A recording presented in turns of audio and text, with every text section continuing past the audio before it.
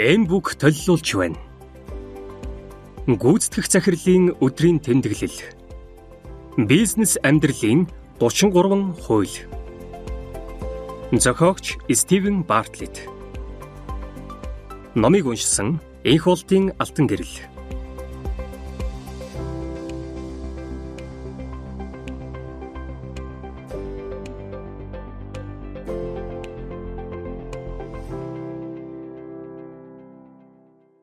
Редакцийн зурвас.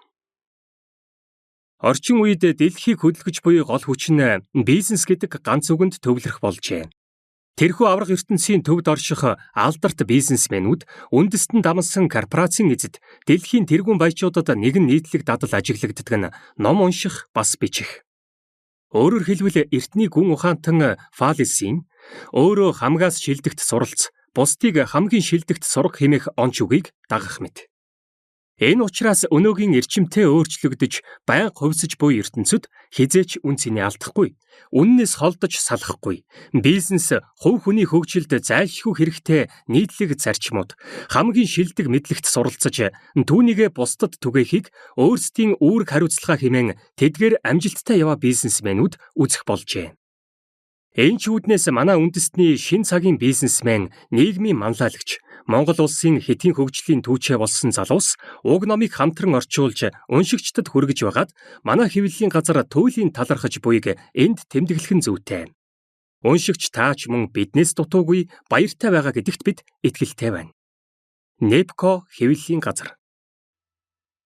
Хууль 1. Саваа зөв дарааллаар дүүрэг. Энэ хууль нь таны чадварыг тодорхойлох 5 савыг хэрхэн дүүргэх, хамгийн чухал нь ямар дарааллаар дүүргэх ёстойг тайлбарлана. Орчуулсан сайн жаргалын болор. Тесо группийн гүйцэтгэх захирал. Найз Дэвид маань гэрийнхээ урт талын цэцэрлэгт өглөөний эспрессогоо ууж суухт нь хөлс нь асгарч, амьсгаадан, сандарч твцсэн шинжтэй нэгэн залуу түүн рүү гүн ирлээ.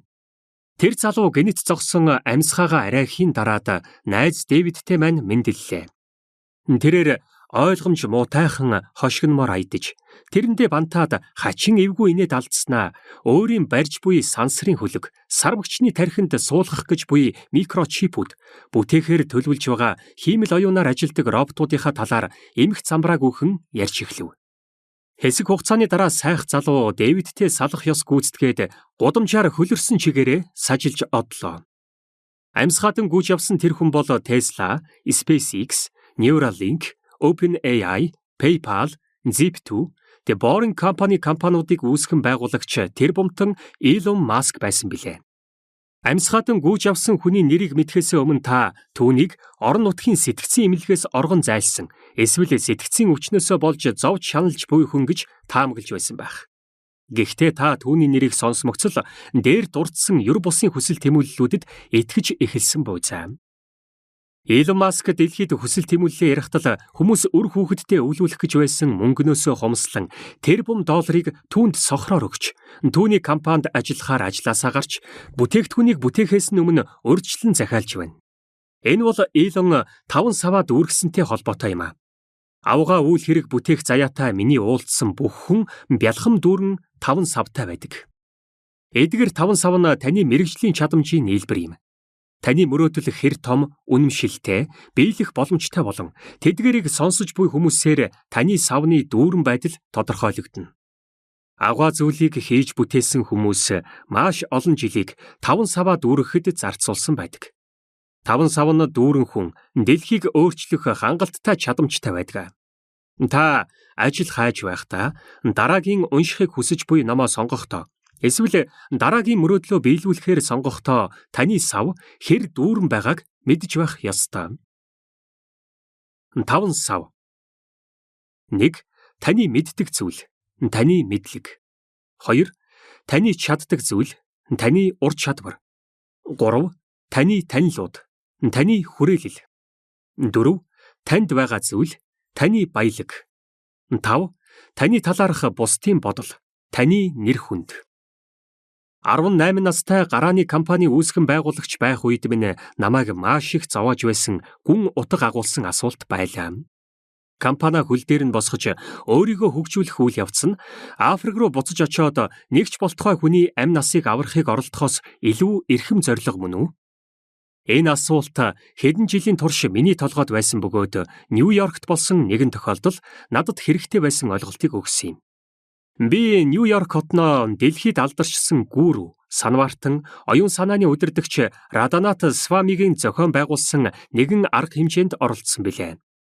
Раданат Свамигийн үг бүрийг нүдэн гялалзан, нэн анхааралтай сонсож байгаа дагалдагчдаар хүрээлүүлэн суутал гүрүү хүмүүст хандан асуулт асуухыг хүсв.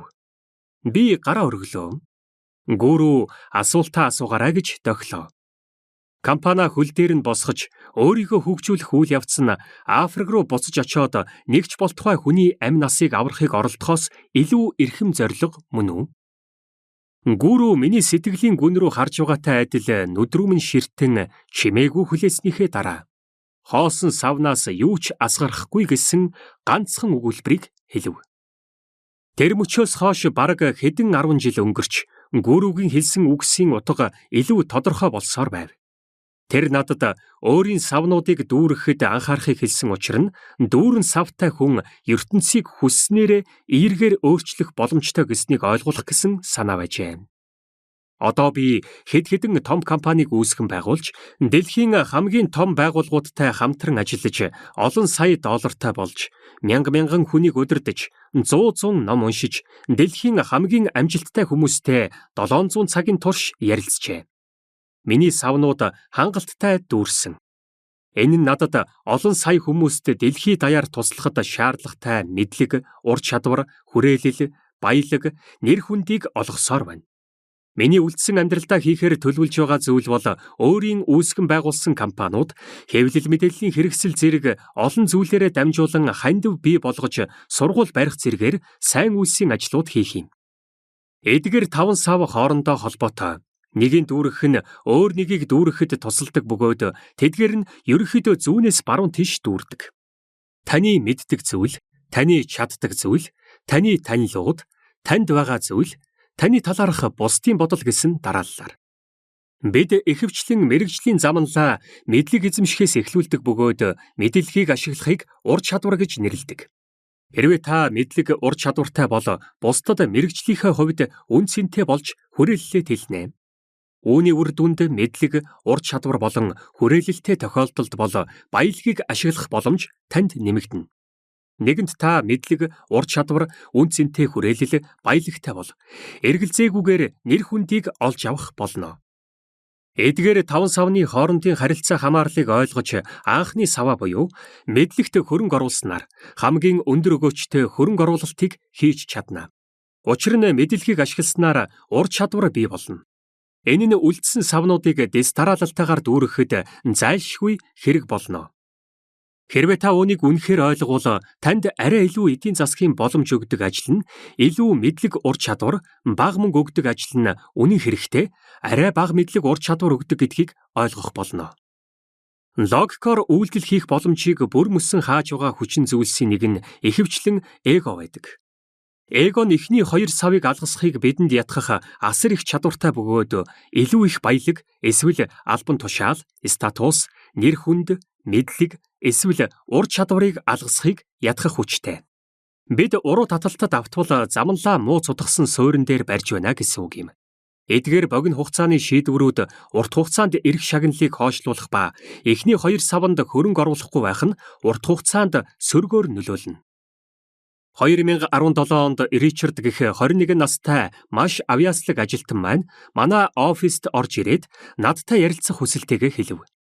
Тэр надад дэлхийн нөгөө өнцөгт байрлах шинэ маркетингийн компанид гүйцэтгэх захирлаар ажиллах санал авсан тухайгаа хэлж, түүний замнал цэцгэлж байсан миний компанийг орхиж, энэ ажилд орохыг хүсэж буйгаа дуулгалаа.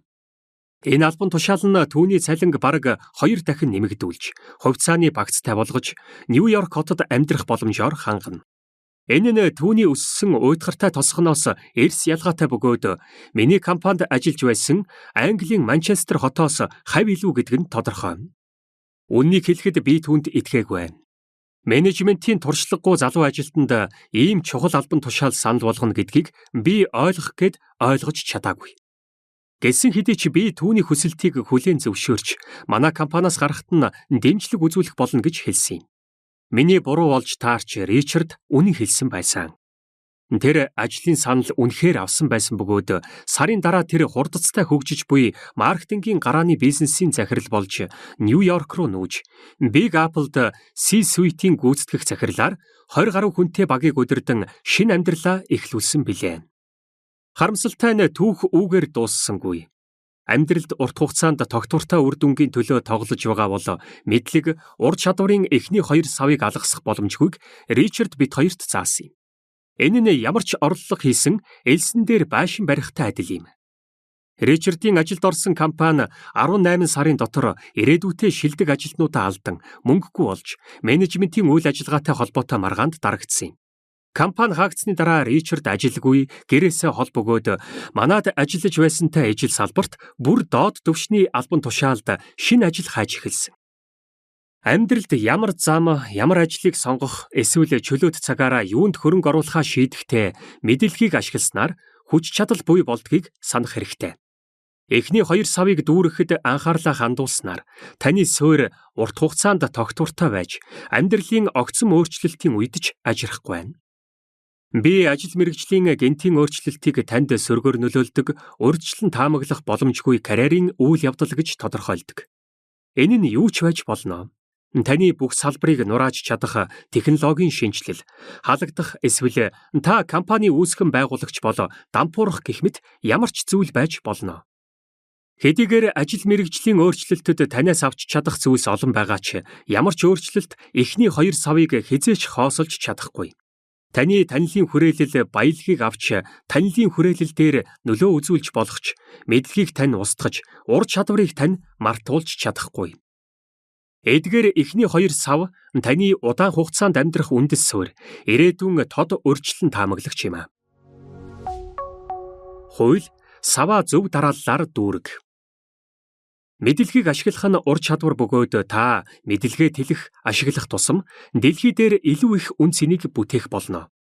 Энэхүү үн цэн нь таны хүрээллийг тэлэн их баялаг, бат бөх нэр хүндийг танд авчрах болно. Саваа зөв дарааллаар дүүргэхдээ анхаараарай.